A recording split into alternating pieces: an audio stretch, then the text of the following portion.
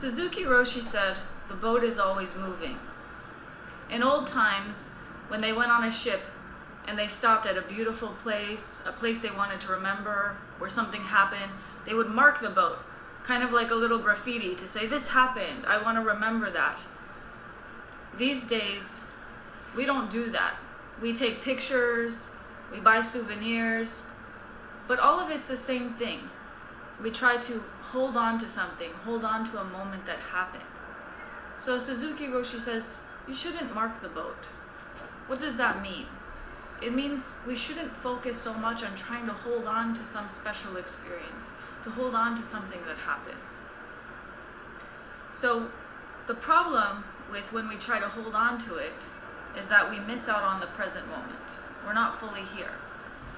And what Suzuki Roshi says happens when we're finally able to stop clinging to the past and planning for the future, that we're able to be in this moment and appreciate what is right here, right now. So I've been thinking back on my practice. I first came to Kannon Do in 2011, and I was very moved by this place. It's so beautiful. It's like an oasis of peace and tranquility in the middle of busy Silicon Valley, founded by Kaye, our teacher. So I was thinking, well, if this is all I have, and I'm not guaranteed 10, 20 years to tell people how much I care about them, or to fully enjoy this place, and I'll never be fully ready to communicate what I want to say, I need to do the best I can right now. I need to acknowledge the person sitting right next to me right now. And then I thought, well, other people probably want to do the same thing and say what this practice means for them. How being able to come together in the middle of their busy work lives, in the middle of their family obligations, and sit quietly together and calm our minds. What does this practice mean to them? And what do we want to say to our teacher who founded this practice at this location for us? So I started asking the Sangha one important question. What is your favorite thing about Les? How he reminds us all to care. Just like our talk tonight. So happy, happy birthday, Les. You are loved. Hey Kitchen people! What is your favorite thing about Les? My favorite thing about Les is that he is authentically himself without ever being selfish, and it's been really great to watch and learn from. My favorite thing about Les is I observe him just being him every day, and that sends a message, and I thank him for that. My favorite thing about Les is his smile radiates so incredibly much when he smiles. His whole body smiles. Nice. There are two things that I love about Les. One is his unending energy and enthusiasm. He keeps going and going and going. He's an amazing man. And to me, I can't keep up with him, and I'm 15 years younger. And the other is that with all that energy and enthusiasm, he's still just calm and things don't rattle him. And that's the other thing that I aspire to. And I don't think I'll ever match him, but I'll keep trying. And he's an inspiration to me. I find the way that Les welcomes people who are new to the Sangha on Saturday mornings so intimate and so wonderful that it always creates an opening for me. You know, many times when I think about people, I think about a word that they either use a lot or that I associate with them, and I like how Les says wonderful a lot. So I like that about him, the wonderful. And happy birthday! Les, thank you for your poetry. Your daily practice gives rhythm and rhyme to our lives. And your zazen shows us that there is power and beauty in silence. Hi Les, you probably have a lot of these, so I'll keep mine short. Another year has come, always transmitting wisdom, just like a child. Happy birthday. What's the thing I like best about Les?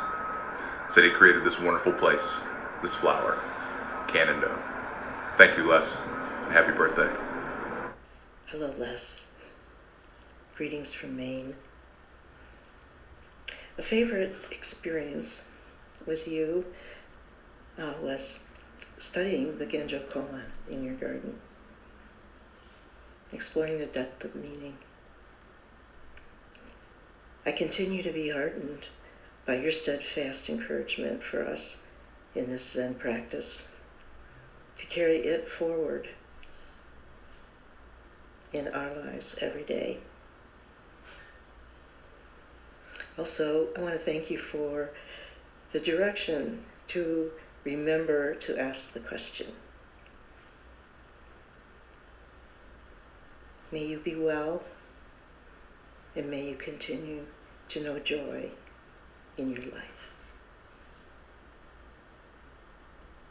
Bless.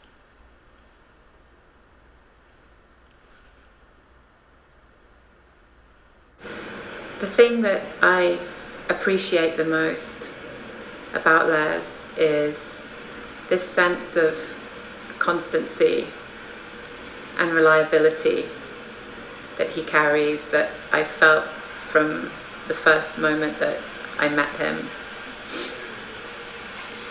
I felt that he was welcoming to me, and I always feel that I can approach him and that he's there. And I really appreciate that. Happy birthday to you. Happy birthday to you. Happy birthday to Les. Happy birthday to you. Thank you for your long life of practice and for teaching us how to practice just by the way you live your life. It's wonderful that you're there 6 days a week, year in and year out for so many years. How many holiday mornings I've sat there with you at Kannon Do. Just to see you with your wife Mary or with one of your children is to see what it means to practice with family. The way Kannon Do appears, the cleanliness, the way everything is taken care of, largely has to do with your teachings. Thank you for that. Thank you for being Les. Thank you for being my friend. Hello Les, this is Dave from Norway wishing you a happy birthday. Seriously though Les, thank you very much for your teaching. I have so many things to be grateful for, but one of the things that always sticks in my mind is the way that you've always taught us that our practice is not something that we do in the Zendo that then has a side effect in the rest of our lives. It's something that we carry with us always in every moment. One of the earliest things I remember you saying is, your true nature is that which is always practicing. So thank you for that. And again, best wishes for a happy birthday. What I most appreciate about you, Les, is your uncompromising dedication, consistency, and devotion to Kannon Do, and your sense of humor. And the Saturday morning beans are great. Thank you for everything. Happy birthday, Les. This is a wonderful opportunity for me to express my gratitude and appreciation for everything you've done for me and for our Sangha. Your dedication, your kindness, your wisdom touched me so much these last few years. And I just want to say thank you from the bottom of my heart. The journey continues. I will see you very soon. On the trip to Tassajara, I saw how much you were missed by everyone and how deeply respected you are. And I just want to say that for myself, even though I've been an on-again, off-again student, I have learned so much from your teachings deeply. And I really feel as though they've helped me face things that are hard to face and want to. So I'm very grateful for you and that our paths have crossed. You're definitely one of the most humble people I've ever met. And I mean that sincerely. I wish you many years onward, and thank you. I want to thank you for all your years of devoted practice, and for those early years when you guided me in mine, and for later years when you trusted me to guide others. The single most important gift that you ever gave me was the ability to have a monk ordination and still live my life in the world. At a time when, if I had gone with any other teacher, I would not have been able to do that. I would have had to satisfy myself with a lay ordination. You believed in the importance of monks being in the world, doing real world things. And because of you, I was able then to start my own group and do the same thing for others. And I will be eternally grateful because, in a sense, you allowed me to have my cake and eat it too, to both be a part of the Zen community in a very real and important way, as well as continue my work at Peninsula School, which is where I expressed my right livelihood. So I bow to you, I put my hands in Gasho, and I wish you many more years of happiness. Many thanks. Well, my favorite thing about Les is his sense of humor. We can finish each other's jokes. And I love you, Les. How about you, Hernan? My favorite thing, or more special thing, is the consistency of his practice and how he was able to integrate it with work and family. And how he enjoys small things. And the last one, I think that he really likes Spanish. I didn't know that. Feliz cumpleaños, Les. How about you, Megan? I agree. My favorite thing about Les is his consistency. I have been a member for many years, although I didn't come all the time. And it's just that it was always here and that he supported the Sangha and the meditation and practice. And 5 years ago, he did a memorial for my husband, a short service, even though my husband had never set foot in this place. And I just really appreciated that too. It was very thoughtful. So, Mary, you've been married to Les for 60 years, right? Mm-hmm. So that's a long time. Yes, it is. What did you like about Les when you first met him? Oh, well, I'll tell you one. Besides his sense of humor, he was from New York.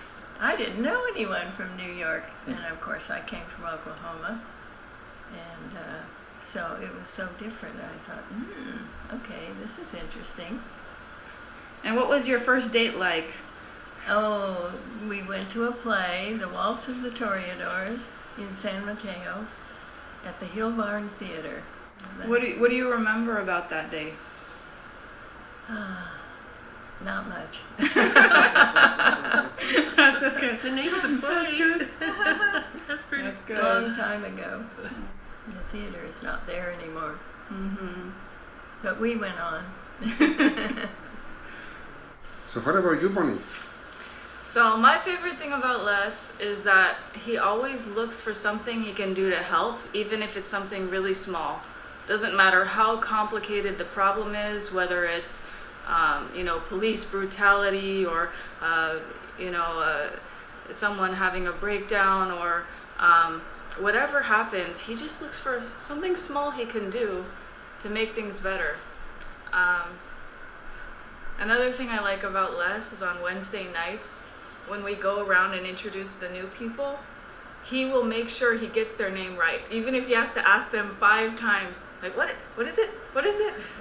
And he'll keep repeating it back, and we're just going around, but he will be with that person, that new person, Like they're the only person in the world until he gets their name right and they feel acknowledged. You're there and he's greeting you. He listens. He pays attention, which is very nice. Happy birthday, dear Les.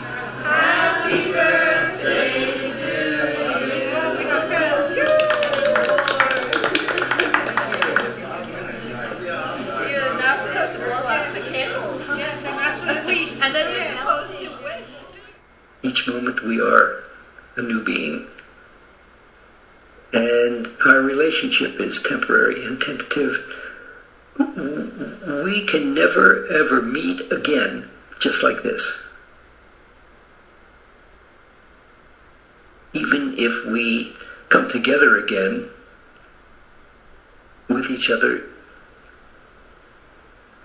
many times in 100,000 million kalpas,